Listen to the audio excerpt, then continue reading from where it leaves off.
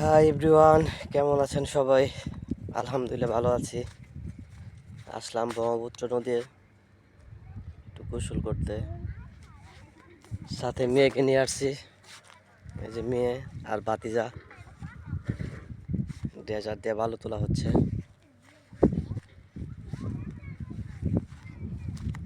এদিকে আসো। নদীতে নতুন পানি তো, কঠিন অবস্থা।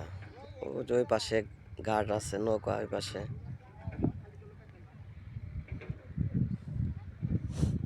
পার অনেক ভেঙে গেছে নদীর পানির স্রোতে।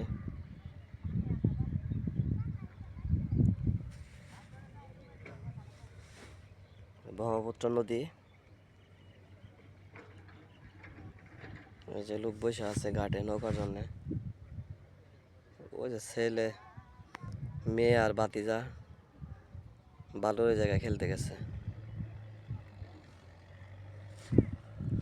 এটি হলো বালু ওঠানো পাইপ। নদীতে আসছিলাম গোসল করতে, কিন্তু পানি ভালো না, পানি ঘোলা পানি আছে, পানি সব ঘোলা। ঘোলা পানিতে গোসল করা যাবে না, আবার অসুস্থ হয়ে যাব, যার কারণে চলে যাচ্ছি।